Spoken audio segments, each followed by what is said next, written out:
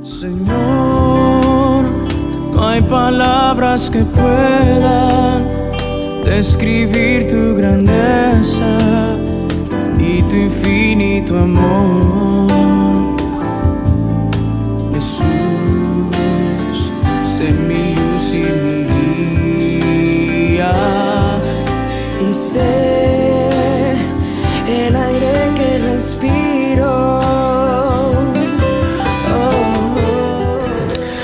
Muy buenos días, queridos hermanos. Gracias a Dios por permitirte a ti, por permitirme a mí de poder despertar en un día más de vida. Le damos gracias a Dios también por la oportunidad de poder compartir la palabra, la meditación del día de hoy. Estamos jueves 16 de mayo y seguimos con la lectura bíblica de Primera de Reyes, capítulo 17. En esta ocasión del versículo 17 al versículo 24. Vamos a orar para que el Señor sea el que tome el control de poder meditar su palabra como Él quiere, para que cumpla el propósito por el cual Él la ha enviado y pueda usarme a mí como instrumento para que tú que me escuchas puedas inspirarte en la palabra del Señor para aprender más del Señor y del glorioso propósito por el cual tenemos la palabra en nuestras manos. Padre bendito, te doy muchas gracias. Gracias porque has sido bueno, Señor. Hasta ahora tú has sido bueno, Señor. Y nos has tratado, Señor, de forma muy misericordiosa, Señor, como vamos a ver más adelante, Padre. Así como trataste a la viuda, nos tratas a nosotros, Señor, proveyéndonos, Señor, sustentándonos, Señor, manteniéndonos en pie, Padre. Te damos gracias porque a pesar de las dificultades, Señor, que puedan venir, Señor, en esta vida, en este mundo, tantas aflicciones, Señor, tú permaneces fiel, tú permaneces siendo bueno, Señor.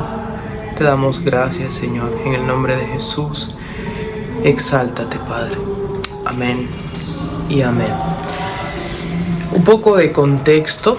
Bueno, en estas alturas el profeta Elías se ha encontrado con la viuda de Sarepta y el Señor ha provisto en medio de toda esta sequía, en medio de toda esta escasez de alimentos, sequía de agua, no llovía. El Señor en su providencia hace que Elías se encuentre con esta viuda, de la cual, como vimos en el día de ayer, en la meditación del día de ayer, se le proveyó tanto a Elías como a la viuda y como a su hijo del sustento diario y por mucho tiempo para que pudieran subsistir en esa situación tan difícil que estaba pasando en la tierra en ese tiempo. Y dice el versículo 17 en continuidad: algún tiempo después cayó enfermo el hijo de la viuda y su enfermedad fue gravísima, tanto que hasta dejó de respirar.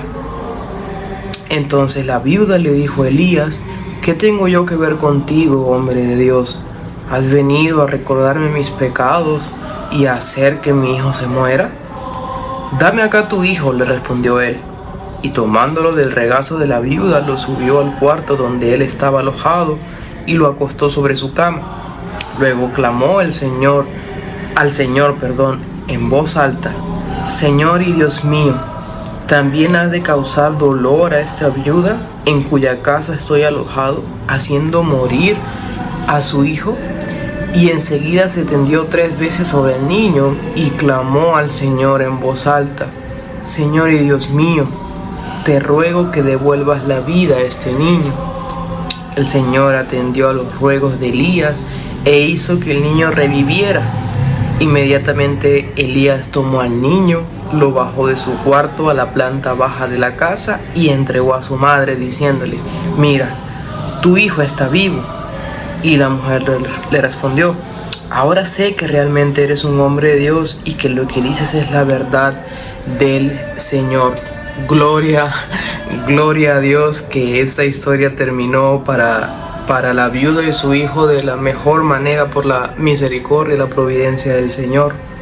Pero vamos a a ir paso a paso para ver qué nos tiene la palabra de Dios en este pasaje. En el versículo 17, ¿no?, se nos habla de que el hijo de la viuda cayó enfermo, y de una enfermedad gravísima, tanto que dejó de respirar, es decir, murió. No podemos imaginar la emoción y la alegría grandiosa que pudo haber experimentado la viuda y su hijo al ver que en medio de toda esta sequía, en medio de toda esta escasez, el Señor estaba proveyéndole a ellos el alimento diario, el sustento diario, y a Elías también. Así que no podemos imaginarnos en medio de todo eso cómo la vida estaba tan alegre por la gracia y la benevolencia del Señor. Pero en medio de toda esta alegría se vio nublada totalmente por la desgracia al su hijo contraer esta enfermedad y morir. Y de por sí no era, o mejor dicho, de por sí, esa es lo peor que le puede pasar a una mujer, ¿no, hermanos? Que muera su hijo. Pero no solamente eso, sino que en este tiempo las mujeres, en este caso la viuda, hablando específicamente de la viuda, es viuda porque su esposo murió y le quedaba solamente su hijo, su esperanza para el futuro de que pudiera tener algún sustento en su vejez. Es así como se trataba en ese tiempo, ¿no? La cultura, cómo funcionaba en ese tiempo. Y no solamente murió su hijo, su tesoro, ¿no?, como una madre, sino que también vio desaparecer su oportunidad, porque suena mal, pero vio cómo murió también su esperanza para el futuro. Y continúa, ¿no?, el texto, ¿no? Entonces la viuda le dijo: Elías, ¿qué tengo yo que ver contigo, hombre de Dios? ¿Has venido a recordarme mis pecados y a hacer que mi hijo se muera? Entonces no solo vemos, ¿no?, la actitud de dolor de una madre perdiendo a su hijo, sino que también vemos culpa en ella. La Biblia no nos da tantos detalles, quizá como quisiéramos, acerca de la viuda de Sarepta, pero vemos en esta expresión, ¿no? ¿Qué tienes conmigo, hombre de Dios? ¿Has venido a recordarme mis pecados? Sabemos que la conciencia de esta mujer, al ver la desgracia venir, de repente la escasez de pronto fue provista y ahora viene la muerte de su hijo, pensó que era un castigo divino por algún pecado que aquí no se menciona, ¿no?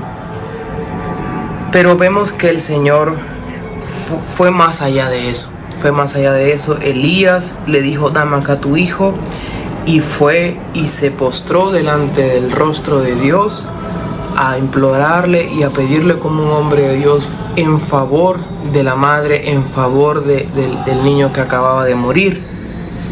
Y enseguida se extendió, dice el versículo 21, 3 veces sobre el niño y clamó al Señor en voz alta: Señor y Dios mío, te ruego que devuelvas la vida a este niño.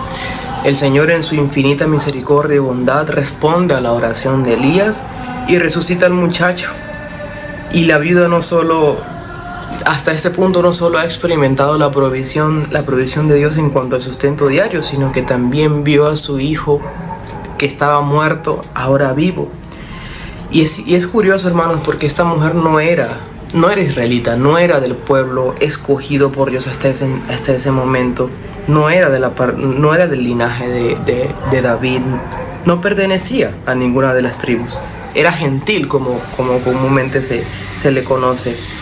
Pero vemos que el Señor se le aparece por medio de Elías, porque el profeta fue enviado por el Señor, así que es por la providencia del Señor, por la soberanía del Señor, que llega a la vida de esta mujer y trae no solamente sustento, no solamente comida, no solamente que resucita a su hijo y lo salva de esta enfermedad, sino que trae salvación a esta casa, porque se ve acá en el texto que ellos confían, o mejor dicho, la viuda confía en el Señor y cree que Elías viene de parte del único Dios viviente. Y de hecho, hasta tal punto, la viuda pudo haber pasado totalmente desapercibida en la historia bíblica y en la historia de la humanidad. pero no para el Señor, no para el Señor. Así como Jesús tuvo un encuentro que tenía que darse con la mujer samaritana, de esa forma también Elías, enviado por Dios, tenía que encontrarse con esta viuda, y sirve como ejemplo también. De hecho, en Lucas 4, versículo 25 al 26, Jesús menciona a la viuda de Sarepta como un ejemplo de que no solo los israelitas eran llamados a salvación por parte de Dios, sino que también los gentiles, como tú y como yo. De hecho, incluso desde la promesa a Abraham, que serán benditas todas las naciones, y es curioso porque el pueblo de Israel se había ensimismado tanto en ellos, que no buscaban lo que hoy conocemos como predicar el evangelio. En ese momento era dar a conocer a Dios. No hacían tal cosa. Y vemos en este ejemplo de la viuda de Sarepta que siempre fue el plan de Dios, que no solamente fuera un pueblo selecto, no solamente es el pueblo de Israel, que sí, Dios escogió a Israel, pero escogió a Israel para que todas las naciones fueran benditas por la simiente, en este caso de Abraham y posteriormente de Jesucristo. Pero el propósito de Dios era que toda la tierra fuera bendita, es decir, no solamente la nación de Israel, sino de todas, absolutamente todas. Y aquí vemos el ejemplo de que Dios no se estaba olvidando del resto del mundo y que solamente estaba tratando con Israel. Y eso es particularmente hermoso, porque el Señor Dios, aún en el Antiguo Testamento, cuando trató específicamente con Israel y de Israel vendría el Mesías, nunca se olvidó del resto del mundo, como vemos acá en la viuda de Sarepta, y como vemos otros ejemplos más.